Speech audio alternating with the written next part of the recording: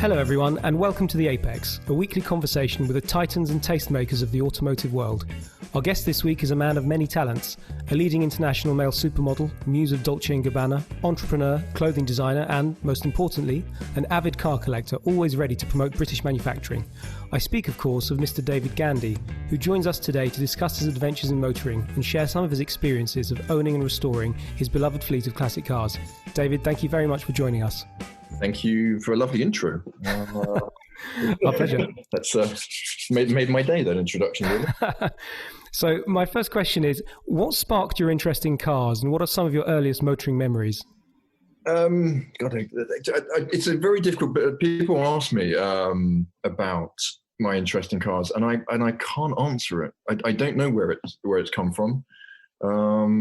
It seemed to be ingrained into me as a child. But my parents aren't into cars, my grandfather's not into cars, none of my family are. It was just something that as soon as I, could pedal a go-kart and handbrake turn in it, I did. Mm-hmm. I would have sort of the guy across the street, his grandfather would have an old Datsun in his garage, and him and myself would just go and sit in the garage and look at car magazines and play the Michael Jackson Thriller album over and over again in his dad's Datsun, just wearing out the battery. And that's what we did. And forever since, it's been a passion. It's fantastic. So, I mean, looking through your early car history from my research, I found tales of a beastly Ford Fiesta 1.1 gear, a Peugeot 106. Yeah. And that ended up in a hedge, I think, amongst others. I did a little work for the council and trimmed some hedges for them, and then exercise. I learned the hard way about lift-off oversteer. So that was basically it. So sort of a novice, sort of stupid, sort of guy who thought he was sort of talented in driving, and went from a Fiesta to a 106, and a lot of people found out the hard way about lift-off oversteer in 106s and 205s, and yes, stupidity, but the way you learn the hard way. So what was it about hot hatches that made the younger David Gandy tick? Probably I was from Essex. And me and my friends would either try and buy hot hatches, or if we couldn't get them hot, we'd make them try and look like hotter hatches than they actually were.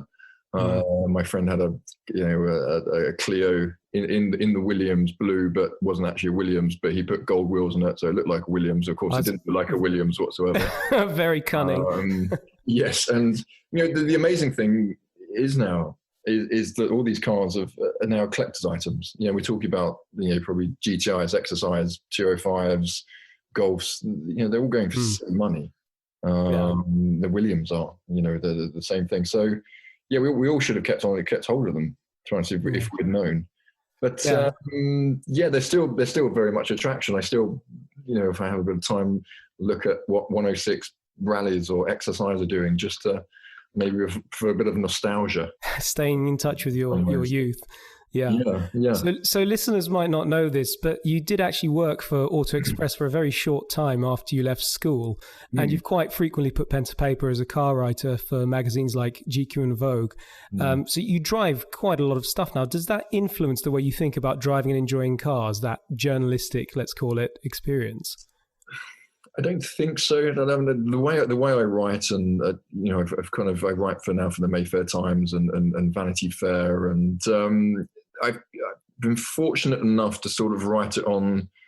I'm not a writer. I'm not a journalist. People they say they like the way I write because I pretty much write the way I speak, the way I sound.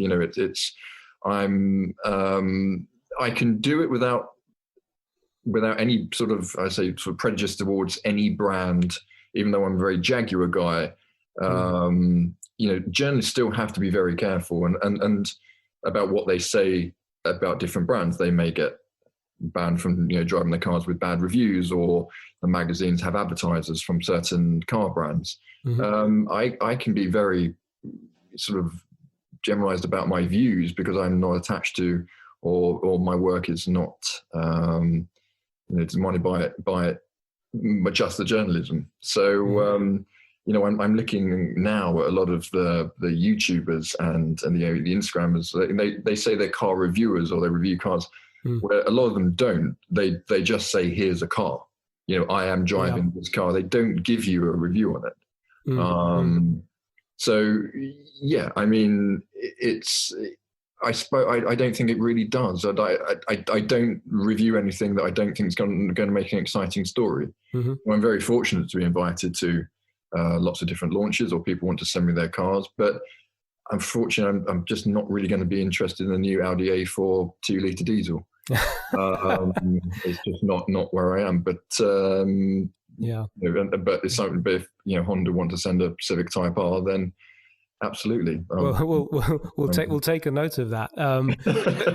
So many people also won't be aware that you have actually been involved quite extensively in restoring and collecting classic cars. I know there's a Jaguar in the garage, there's a Porsche 356 and a Mercedes, I think 190 SL. Can you tell us about some of those projects and also what kind of approach you've taken to them in terms of historical accuracy versus, let's face it, modern comfort and practicality? Sure.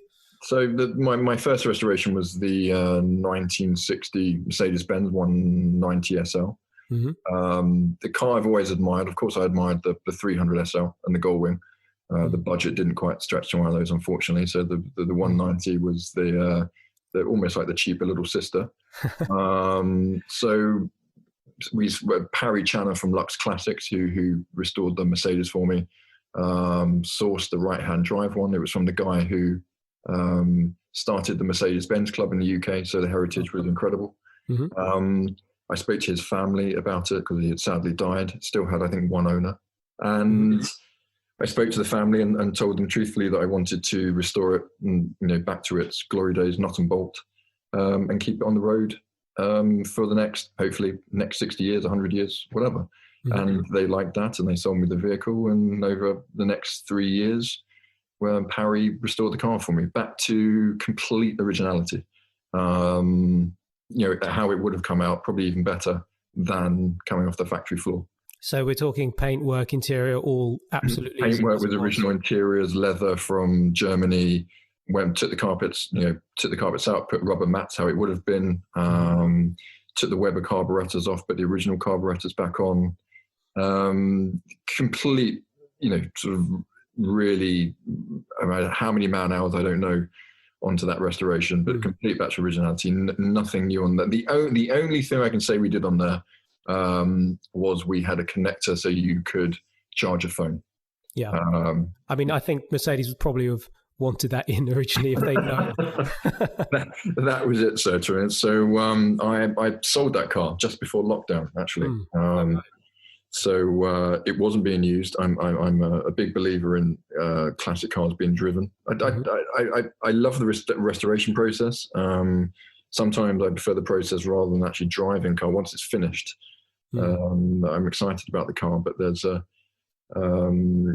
slight sort of lack of enthusiasm sometimes because I do love the restoration process of it and bringing that car back to life. But I think they're for people to see, for people to enjoy. And it was sort of tucked up, going to a few competitions. It won a couple of concourse car events, but I wasn't driving it. So I got approached and ended up selling it to a lovely family who have now taken that off my hands. Well, that's a happy ending. And what about your Jaguar? I think the process was a bit more involved with that. And then, of course, your Porsche came after that. But maybe you could tell us about the Jag first of all. Yeah, the Jag was, I completed 2 Mille Milles and XK 120s. Fell in love with the car. As I said, I'm sort of a little bit controversially not a huge fan of the E-types. Everyone goes mad about them, and I appreciate them, but it's not something I ever wanted to own. But the XK 120 was different, and just think the design and the lines and the history of the car is probably slightly better than that of the E-type. So we went about finding a car for me to compete in the Mille Mille last year. Sorry, not last year, the year before actually now. So it was a very quick 10-month restoration, which actually no one else could have done apart from Jaguar Land Rover Classics. They have such extensive engineering quality up and engineers and resources that they're probably the only people that could restore that car to that level in 10 months. Mm-hmm. So we went about it. It was, again, sympathetically restored, but into sort of a normal XK120, but with sort of a nod to the lightweight of that era. Interesting. So mechanically, the engine wasn't really, it was restored, but there wasn't. We got about 20 extra brake horsepower out of it. It's pretty handy, yeah. Yeah, no, absolutely, but not going too crazy. And everything on that car was from historically something in Jaguar of that era. So it doesn't have a roof; it just has a tonneau. Mm-hmm. That one of the reasons is just to make me more comfortable in the car, so we could push the seat back even further without a roof or a cabriolet hood. Mm-hmm. We put adjustable pedals on it, a smaller steering wheel, and a quick shift gearbox. Oh, interesting. Yeah, so the quick shift being from something that the XKSS would have had. Just so it made a quick filler cap. All things that Jaguar would have done and did to racing cars during that era. So it's very much turning into even more of a driver's car. Absolutely. So yeah, it was just aiding us into competing, more competitively in the Mille. So and that was it. So and then the Porsche came along, which actually started before the Jaguar, but no one really knew about it. Jaguar got started and finished, and the Porsche had only just been finished. So the Porsche has been going on for about 2.5, nearly 3 years now. I think you launched it recently, didn't you? Maybe just before Christmas? We did, right? Yeah. We finally, there's still a few tweaks to have to do, but we unveiled it in B500 magazine. And that was more, it's hard to describe that one. It was a lot more of my design in that car. So it was a 1965, so a very late model. So the more rounded shape has changed by that stage. So it's a sort of a longer design. Sort of, you could see where the 911s were coming in, or the 912s were coming in after that stage. The bumpers were sort of very set off of the bodywork. So we had a guy come in to change totally the bodywork of all the bumpers to make them much closer, a much more sort of rounded design, much more cohesive, I feel. Then we've got the knockoff sort of Rudge wheels, sort of knockoff single nut wheels, which were not used at that point in Porsche, maybe in the racing. We then had the inside. Mechanically, it's been bored out for a massive 95 brake horsepower. Just enormous, yeah. I'm not sure if I can handle that power. But, so yeah, but and then the interior, it's a little bit bespoke. I put a houndstooth in the middle, which Jaguar, Porsche are still using that design today, even on the 911R. So I thought it was a good sort of interpretation of that. But definitely I had more sort of design authority on that car, because I kind of felt with the Jaguar and the Mercedes, it had to be kept quite original, where Porsches, the history of Porsches of changing engines and racing, I felt was much more substantial in Porsches to be able to put my mark on the car. And there was a knockback, to Rod Emery and what he does over in LA with 356s. There's definitely a respectful amount of me looking at what he was doing and transferring over to my vehicle as well. I went to go and see Rod about 3 years ago, and he does a great thing. So yes, it was a bit of a license for me to put my own stance on my car, I suppose. That's great. That's an interesting spectrum of approaches that you've taken there. Just going back to Jaguar, you've done a vast amount of work with them professionally. And as we've mentioned, the restoration of your XK120 seems to have been a particular highlight. So for you, how do modern performance Jags or modern performance cars stack up against the classics you love? I mean, I wrote a thing for Vanity Fair just before Christmas, Hector, about this, and kind of felt that I was not losing my love of driving modern cars, because I can respect what they can achieve, the speeds, the handling. I just felt like the process of driving had been taken away somewhat. That I was testing some McLarens around Goodwood and chucking in lap times that I couldn't even believe. But and the respect for the car and the engineers is massive, but got out the car and thought, do I want to drive it again? Thought not particularly, which is very strange. There are, which I then suppose I was looking at sort of other cars with the involvement in it of something like an A45 Mercedes or the Civic Type R that I was testing, and had so much fun in them. And they're ludicrous in themselves, sort of 400 brake horsepower hot hatches. I mean, but it's I suppose there's the novelty of driving the classic car, but to me, it's you're sort of totally involved in that driving process.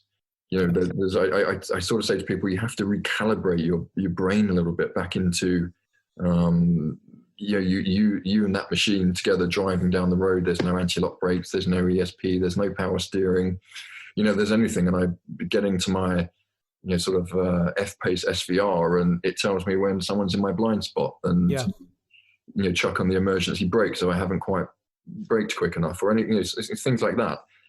Which actually I think makes us into quite lazy drivers, I have to say. But I think I'd agree with you there. Yeah. But I don't actually think people realise how much work those computers are doing to keep that car on the road sometimes.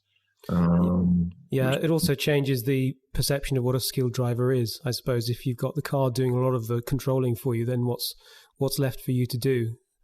In many ways, I mean, I've been on launches with Jaguar, and people I've flown off on the car really because I think Jaguar quite trust me to be able to show sort of lifestyle press what the car can do, and then some people have got in the car and tried to replicate that, and all I'm seeing is the dash lighting up like Jeep Enterprise, and I don't really think people realise, as I said before, how much that car is controlling their driving. Which I would, I'm a big believer that every car should have ESP. In the car, I think it. I've argued that forget speed cameras, and it's not always speed that kills. It's people's sort of awareness of other cars around them and conditions of the road. And I've always thought that ESP should be on every car that's ever made, and then you probably see a lot less accidents. So I'm not saying it's not a great thing, but from a racing perspective, then yes, I prefer the involvement of classic vehicles. And that's it. It's all in these cars as well. You're creating such speeds that if it does ever go wrong, you're heading into corners with handling and speed now that I just don't think you can use on the road. If I'm totally honest, there's a big argument that I always said on the road.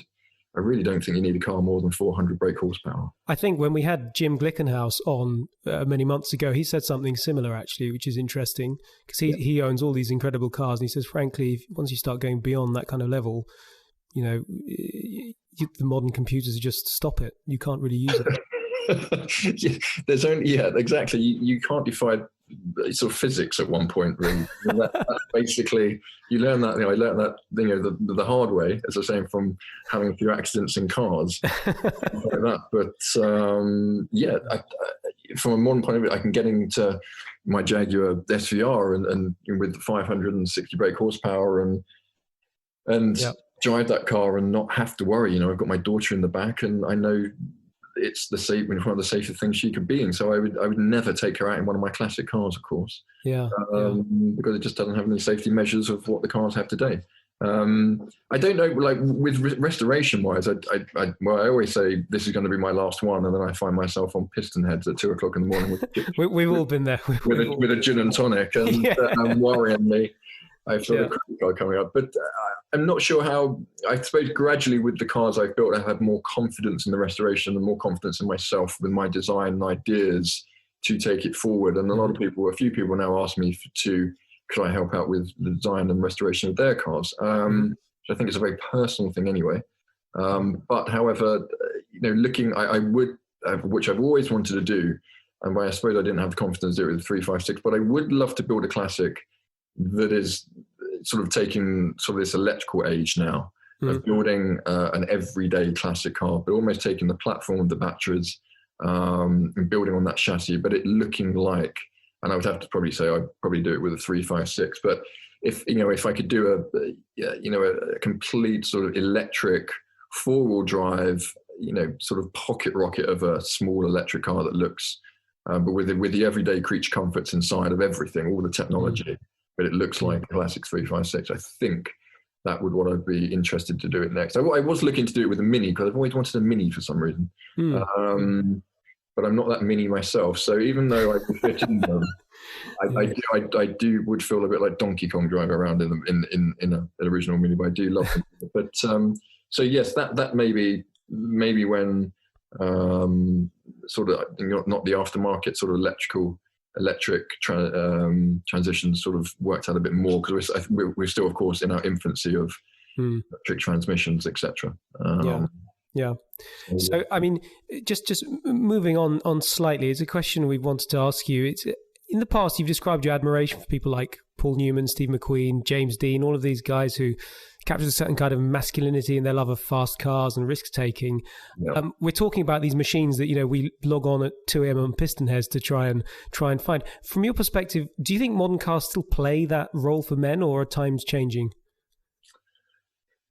That's a good question. I don't know. I think we're in such a transition now that I'm not even sure how sort of starting up a big V8 petrol engine in 5 years, 10 years time is going to be deemed old-fashioned, or deemed as, and unless there are synthetic fuels, as deemed as a danger to our environment, and how far we sort of left wing are going to push this to.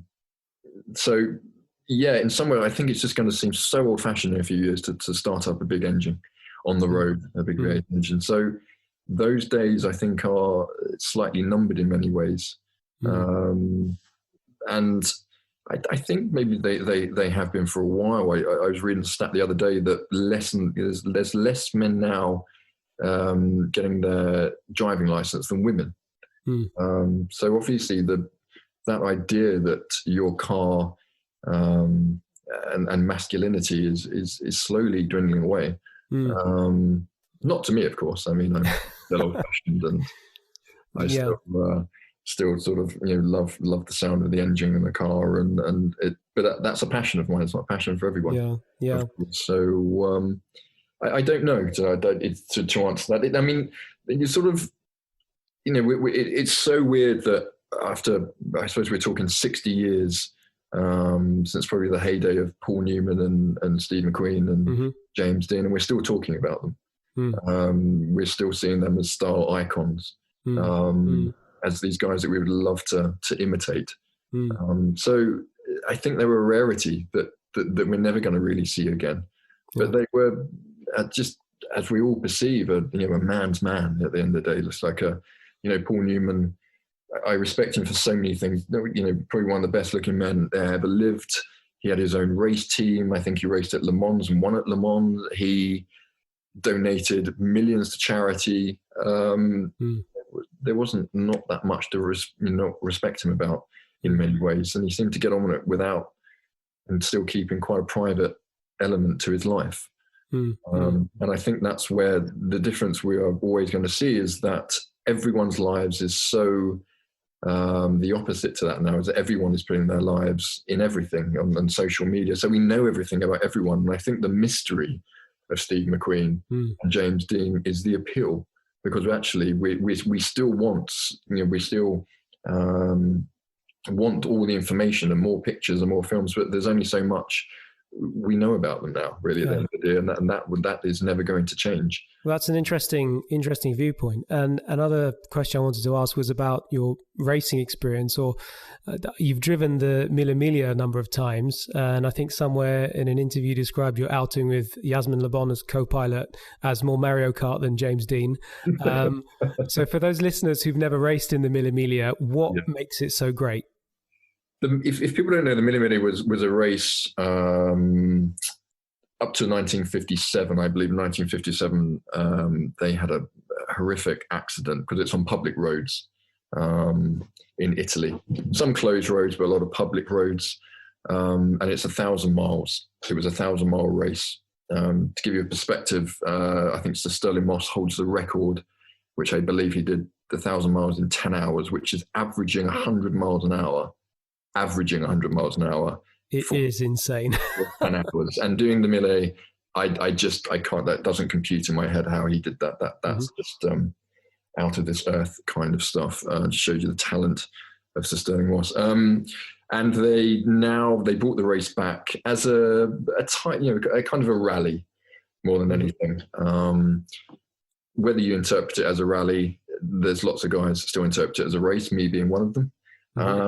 And yes, there's what I think is going on for about 350, 400 pre-1957 cars competing to win the Mille Mille. And it's you don't really get anywhere for racing because you have to stop for all the timed competitions, so if but what sort of it quickly dawned on me after when I first started, because I didn't particularly really know about the Mille that much in the history, and then you start racing in it, and like I did with Yasmin, and it soon appears there don't seem to be that many rules to it, which sounds terrible, but it's a lot of fun, and it's a unique event that I don't think could be anywhere else in the world apart from the car obsessed Italians and that beautiful country, which of course I have a relationship with sort of doing so much with Dolce and Gabbana, and luckily it's got me out of a couple of speeding tickets in the Mille a couple of times. So speaking of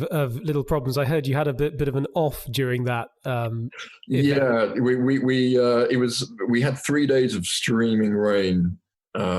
Thanks to doing the first one with Yasmin, and Yasmin was driving, and I had the pace notes, and another competitor got a little bit too competitive, tried to overtake us in the wet, lost control. Yasmin did a brilliant job of avoiding him, but then unfortunately there was nowhere else to go apart from a bit of a bank, which we headed down. I can't say I knew much because my head actually pops up over the windscreen of an XK120. So if the car rolls, my head will be the roll bar. So I was kind of knew we were going and was just trying to get my head in a position under the windscreen at the time. I didn't know how bad it was going to be, but it wasn't terrible. And we patched the car up, and in typical sort of, I'd never understood sort of that passion of racing, of just wanting to finish. And I was very unsympathetic to Yasmin, and I will admit that, and just sort of told her to, it's all fine, get in the car, let's carry on, because we're in first place at Jag and I don't want to lose. Yeah, foot on the gas. It sounds like a properly old school experience. And we had Andy Wallace, who's one of the famous Jaguar racing drivers. He was very close to us and actually won in the end. But we still did very well to recover from that and came second in the Jaguar. But I'm happy to come second to Andy Wallace at the end of it. Well, that sounds like a lot of fun. So I thought since our time is coming up, we'd end with some quick fire questions. Right. So my first one is, what is your one piece of advice for anyone eyeing up a classic Mercedes, Porsche, Jag for restoration? One piece of advice. It sounds strange. If you can, always buy a car that you're passionate about. Don't worry about the price. Don't worry about the resale value. That doesn't matter. Just buy something that tugs at your heartstrings. A lot of these cars have become investment pieces now for people. That's not the reason to buy a classic car. So buy something that you will love and enjoy. And if you think you want to hand them down to future generations, then do. But just always make sure they're driven and you enjoy the car. Otherwise, get rid and pass them on to someone else that will. Mm-hmm. And second question is, what is your money no object car? Wow, I probably have to say it's a Jaguar, and I would either have to say an original D-Type or an original XK-SS. I'd probably say original XK-SS. And lastly, and most importantly, what is David Gandy's go-to petrol station snack? It's I can answer this because I actually wrote about it. It's the M&S, the M&S prawn sandwich. And I actually drive, I've nearly run out of petrol to trying to find service stations that I know M&S will be there, just so I can have a prawn sandwich. That is a worthy cause, sir. Yeah. And on that bombshell, David, it's been great to chat to you today, and thank you so much for a fantastic interview. Thank you, sir. Appreciate that. Thank you. Thank you.